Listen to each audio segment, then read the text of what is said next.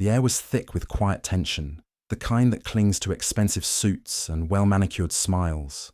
The mahogany table stretched long like a battlefield, and Gillian Marks sat near the end, half in shadow, half in memory. She tugged at the sleeve of her simple grey cardigan, feeling like a misplaced puzzle piece among polished edges and designer perfumes. Across from her, Tessa leaned back in her chair with the lazy entitlement of the favoured. Her crimson lipstick barely moved as she murmured something to Caleb, who smirked without taking his eyes off his phone.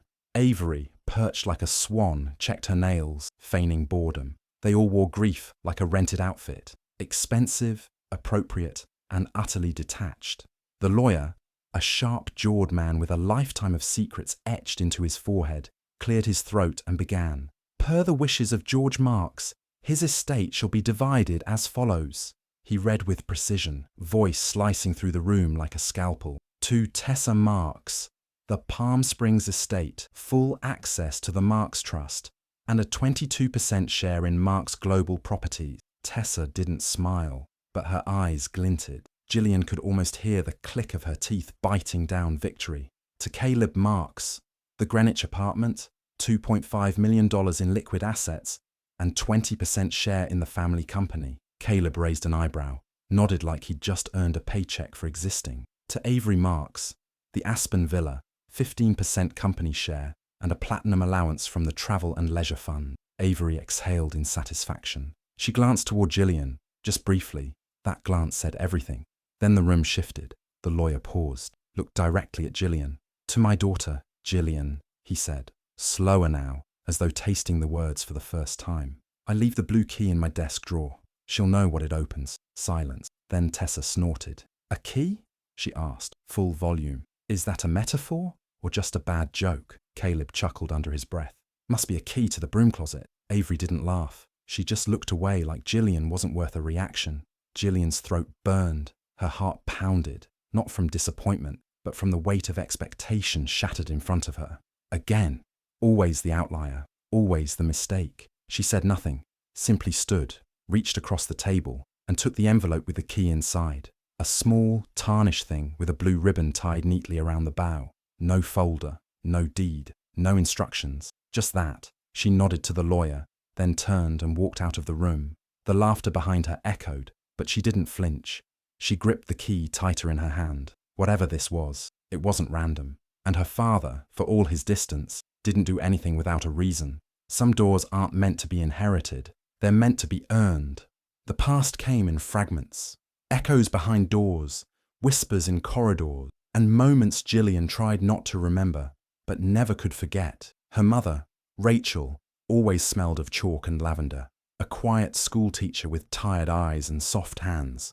Rachel raised Gillian with gentle strength in a modest 2-bedroom apartment above a bakery. There were no pearls or chauffeurs, just packed lunches, second-hand books, and lullabies sung in the dark. Gillian had always known she was different. When she was 8, she asked why her father never came to her school plays. Rachel just said, he has his world, we have ours. But at 13, that world came crashing into theirs. George Marks arrived at their doorstep one rainy afternoon, dressed in a tailored suit that cost more than their yearly rent. He didn't bring flowers. He brought a proposition. I think it's time Gillian knew who her father really is, he had said. Rachel didn't argue. She just looked at her daughter with eyes that begged her to be careful. Within weeks, Gillian's life changed. New uniform, a new school, Stonebridge Academy, where the daughters of senators and the sons of CEOs carved their names into legacy. George had opened doors, but behind each one was a room full of people who looked at her like she didn't belong. Tessa, the eldest, made sure Gillian never forgot her place. At one charity gala, Gillian had worn a pale blue dress her mother had altered from a thrift store find. She thought it looked beautiful. Tessa raised a glass and toasted her across the room. To the maid's daughter, she had said with a gleam in her eye, in something borrowed and definitely not blue. The crowd laughed. Gillian smiled through it, but that was the night she stopped trying. Despite her grades, her discipline, her effort, she never cracked the inner circle. To George's credit, he paid for her schooling and introduced her at public events, but in private, he was distant, almost calculating, like he was fulfilling an obligation rather than nurturing a relationship. So Gillian pulled back. She chose a path where people's worth wasn't measured in surnames and stock portfolios. She earned a degree in literature, took a job as a school librarian, and lived simply. No spotlight, no estate, just a quiet life, the kind her mother once dreamed for her. Now, at 29, she returned to her quiet apartment in the same old neighborhood. The world outside had barely changed. She dropped her coat on the couch and stood still for a moment, feeling the weight of that conference room press down on her again. No calls, no texts, no messages from the siblings she never truly had, not even from her father's assistant.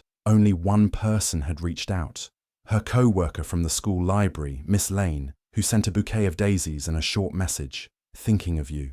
Gillian's eyes rested on the key. She took it from her coat pocket, held it up to the light. It wasn't anything special. Old brass, scuffed teeth. The blue ribbon had dulled with age, tied with the kind of care that made her breath hitch. Her father had said she'd know what it opened, but she didn't. Not yet. She sat at her small kitchen table and stared at it like it might whisper the answer. Had it all been a final insult? One last joke in a lifetime of them? Or had George Marks, cold, calculated, brilliant George, left her something more? Maybe what looked like a dismissal wasn't that at all. Maybe it was a test or a message, and the only way to understand it was to find the door it opened.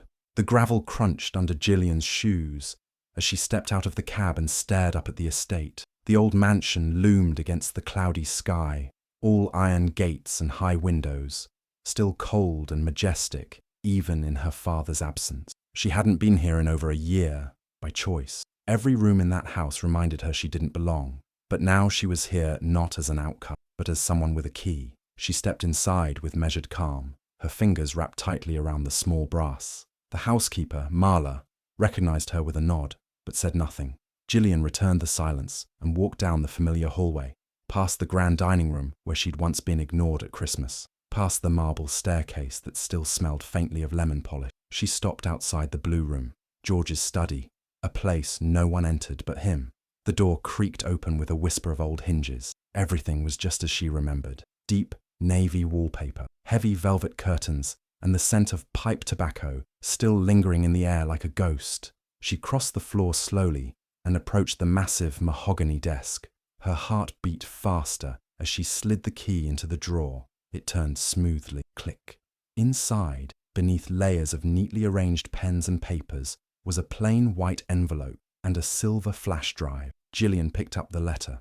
Her name was written on the front, in her father's sharp, precise handwriting. She sat in the old leather chair, unfolded the paper, and began to read. "Gillian, if you're reading this, then I didn't get the chance to say this to your face, and for that, I'm sorry. I have made many mistakes, but none hurt more than how I handled you. You were the only one of my children who didn't chase my money, didn't fake smiles to secure their cut. You asked for nothing, and yet you gave your respect, your silence, your distance. You had every right to resent me, and instead you built a life on your own. I didn't keep you away because I didn't love you. I kept you away because I feared what this family would do to you. The greed in this house is a disease, but I failed to contain it. I let it grow, and now it's time someone sees what's beneath the gold veneer. The flash drive holds everything. Do what you think is right. I trust you. I've always trusted you, even when I didn't say it." Dad Gillian blinked away tears she didn't realize were forming. Her father, always silent and calculating, had left behind a final act not of wealth, but of trust. She plugged the flash drive into the laptop on the desk. The folders were neatly labeled. Tessa embezzlement, dozens of financial reports, internal audit files, and email chains.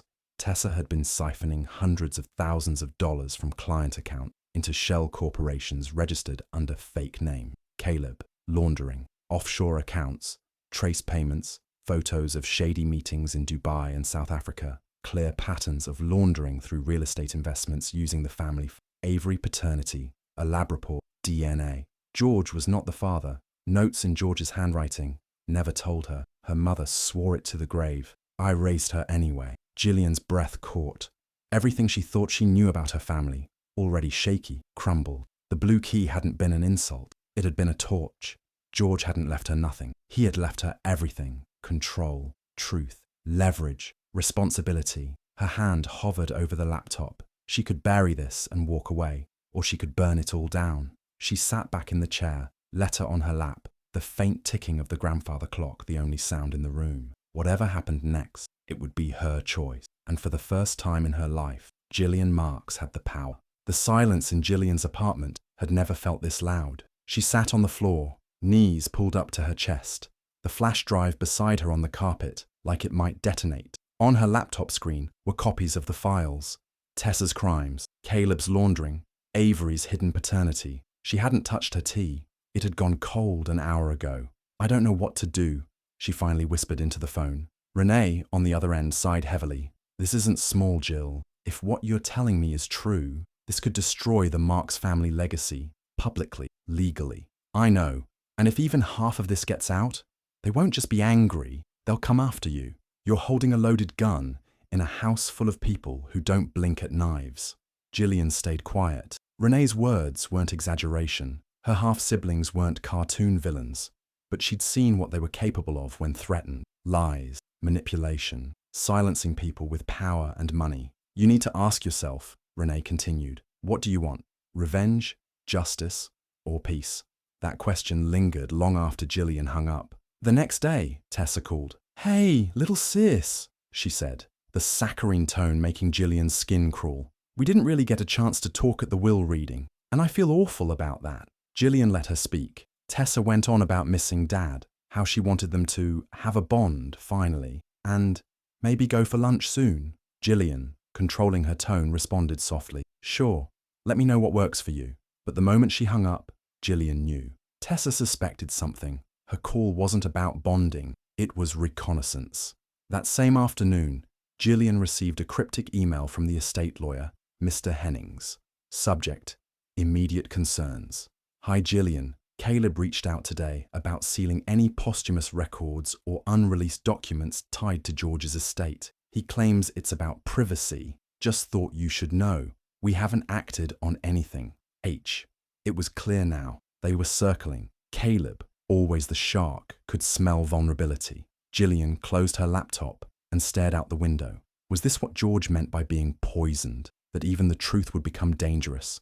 She didn't expect Avery to show up at the school library where she worked. The younger half-sister had always been the quiet one, icy, polished, emotionally untouchable. But this Avery was different. Her eyes were red. Her hands trembled. "I need to talk to you," she said quietly. Gillian led her to the break room. "I found a letter in my mother's old things," Avery whispered. "It said George might not be my father, that he knew, that he raised me anyway." Gillian froze.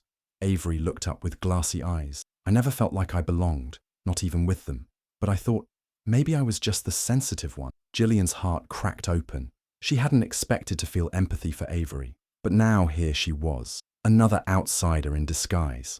"I'm sorry," Gillian said gently. Avery nodded.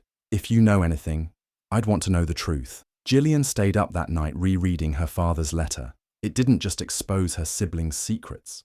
It put her in the driver's seat. He had given her everything he'd never given in life: choice, trust, control. But with that came unbearable weight.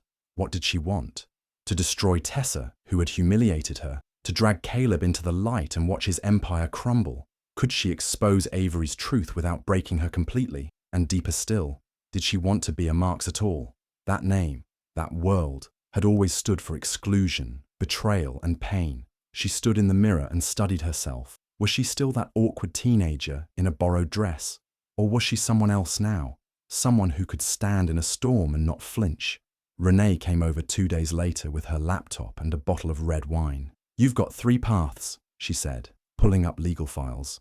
1, you walk away, delete the drive, and stay out of the fire. 2, you go full legal and leak everything. Public scandal, lawsuits, scorched earth. 3, you get smart. Use what you have. Choose who you want to be. Meaning you don't need to burn the house down to own the land. You decide who you want to spare, who deserves a second chance, and who needs to fall. Gillian stared at her. "I can't become like them." "Then don't. Be better. Be strategic. You're holding truth. That's more powerful than any fortune." For the first time in her life, Gillian didn't feel like the girl outside the gates. She felt like someone holding the keys. But the cost of that power, the emotional toll, was cutting deep. She thought about her mother, Rachel, who had raised her on dignity and simplicity. What would she do with this kind of weapon? Probably nothing. But Gillian wasn't just her mother's daughter anymore. She was Gior. The grand ballroom of the Rosewood estate was a cathedral of wealth. Crystal chandeliers gleamed above polished marble floors. Waiters glided silently between guests, serving champagne and foie gras. The attendees, a curated mix of business tycoons, politicians, and socialites, were all gathered for one purpose: to honor the legacy of George Marks. At the center, a stage had been erected beneath a massive screen, displaying a looped montage of George's photos, handshakes with governors, groundbreakings with golden shovels, posed smiles with his children, always Tessa, Caleb, and Avery, never Gillian, until now. A ripple moved through the crowd as Gillian entered the hall, unannounced, unaccompanied. She wore a simple black dress, nothing flashy, no designer labels, no sparkle, but she walked with quiet certainty, her posture straight, eyes steady. Tessa spotted her first. Her smile faltered. What is she doing here? Caleb narrowed his eyes. She wasn't invited. Avery, standing near the open bar, stiffened. Her glass trembled slightly. Before anyone could stop her, Gillian climbed the stairs to the stage. Conversations stalled. A few people laughed nervously, assuming it was a mistake or a stunt. Then Gillian pulled the flash drive from her pocket. She plugged it into the AV system, and without a single word, she stepped back. The screen flickered. Then, George Marks appeared. Not a press interview or a gala speech, but a raw, unpolished video. He sat in his study, looking tired, human, honest. "If you're watching this," he began, "then I've passed. And I didn't fix the mess I created." Murmurs. Heads turned. George continued. "To the public, I built an empire. To my family, I left fractures. And to my daughter Gillian, I left too little, too late. But I hope this gives her back what she deserves. The truth." The next slide wasn't a video. It was a document, a financial audit. "Tessa Marks," George's voice narrated, "embezzled over $4.2 million from our affordable housing initiative over the last 6 years." Gasps. A few guests turned toward Tessa, whose face had gone bloodless. More images, falsified invoices, shell contractors, emails. "Caleb," George's voice continued, "used company accounts to launder money through shell corporations tied to foreign gambling interests." On screen, spreadsheets, transfers, a photo of Caleb in a private casino in Macau. Caleb lunged toward the AV table, shouting at the technician, "Turn it off!" But it was too late. More documents flashed across the screens. "And Avery," George's voice softened, "was never biologically mine, but I loved her as my own. I didn't tell her. I thought I was protecting her." Avery stood frozen, tears running down her cheeks. People were no longer whispering. They were staring. The final video clip played. George looked directly into the camera. "Gillian, if you chose to share this, then you've already done what I never had the courage to do. They'll call it betrayal, but I call it clarity." Then the screen went dark, a beat of silence, then chaos. Tessa collapsed into a chair, face in her hands. A senator's wife awkwardly stood up and excused herself. A reporter from the Globe was already taking notes on her phone. Caleb shouted again, this time at his lawyer across the room, and stormed out. And Avery, she didn't move. She didn't need to, because everyone saw her, not just as a fraud, but as someone shattered by the truth. And at the center of it all stood Gillian, still, silent, unshaken. She didn't make a speech, didn't gloat, didn't cry. She didn't have to, because for the first time, in a room full of people who had always dismissed her, she wasn't invisible. She was undeniable. The whispers began, hushed but unmistakable. That's the one who exposed them. George's real daughter. She told the truth. Gillian stepped down from the stage and walked toward the exit. No one stopped her. No one dared. She didn't look back. She didn't need to. They'd seen enough. The storm that followed the gala was immediate and relentless. Headlines blared the next morning. Empire of Lies. George Marks' hidden legacy exposed by secret daughter. Journalists swarmed the Marks estate. Investors demanded answers. The board of directors called an emergency meeting. By the end of the week, a full forensic audit was launched into the Marks family's companies. Tessa was suspended indefinitely, her office sealed by forensic accountants. Caleb vanished from the public eye, his assets quietly frozen by court order. Lawyers scrambled, PR teams melted down. Old friends of the family suddenly had very little to say. Gillian, meanwhile, kept her silence.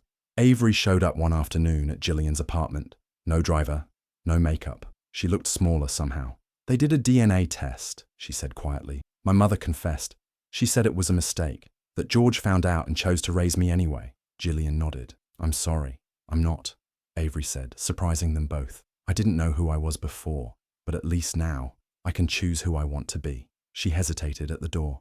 Thank you, Gillian. You didn't just destroy them. You saved me, and then she left. That same week, Gillian received a formal letter from the board. They wanted her to take a seat, a symbolic gesture of reconciliation, a token of legitimacy. She didn't even hesitate. She declined. Instead, she sat in the quiet of her apartment and opened the envelope her father had left inside the drawer, the one behind the flash drive. It held access to a private account George had created in her name, a trust fund, quiet, clean, untouched by the chaos of the family fortune. She didn't tell anyone. She used it to establish the Rachel Hargrove Foundation, in memory of the woman who raised her with grace and grit. The First Initiative, a scholarship for first-generation college students, especially daughters of single mothers. When the press tried to follow the money trail, they couldn't. Gillian had set it up to be invisible, just like she used to be. And then, when the dust had fully settled, Gillian did one last thing. She drove out to the edge of town, to the small cemetery with cracked stone paths and wildflowers peeking between graves. Her mother's headstone was modest, just like Rachel had been. Beloved teacher, fierce mother, quiet strength. Gillian knelt in front of it, pulling the blue key from her coat pocket. I figured it out, she whispered. You were right to raise me far away from all of that. She laid the key at the base of the stone. No more locked doors. A breeze stirred, warm and gentle. She stood up and walked away, not as the forgotten daughter, not as the scandal, not as the heir, but as Gillian, her own name, her own legacy, her own peace. The sun was warm on her skin as Gillian sat quietly on the old park bench near the elementary school. The laughter of children floated through the air like music, unburdened, free. She watched them sprint past, little legs flying, ponytails bouncing, backpacks thudding as they ran toward their future without fear. She smiled. For once, not a guarded smile, not a performance, but a real, soft curve of peace. A little girl with braids and scuffed sneakers broke away from the group and came running towards her, holding something behind her back. Miss Marks, the girl beamed. We made you this. She handed over a folded piece of bright yellow paper, messy with crayon drawings and stickers that barely stuck. Gillian opened it gently. Inside was a child's drawing, a big golden key next to a red heart. Her breath caught. For a moment, she didn't move, didn't speak. She just stared. The drawing wasn't polished, but it said everything. She ran her fingers over the crayon line. Not a vault key, not a revenge plan, not an inheritance or secret, just a key to something real. A quiet rush of warmth swelled in her chest. Not pride, not victory, something gentler, truer. The little girl tugged her sleeve. Do you like it? Gillian looked down at her and smiled, truly smiled. I love it, she said, and she meant it. As the kids ran back to the playground, Gillian leaned back on the bench, holding the card against her heart. Her eyes lifted toward the sky. She had unlocked the one thing her father's empire never could offer. Her own worth, her own peace, her own ending. Fade out. Hi besties, thank you so much for watching to the end. Please remember to like, comment and subscribe.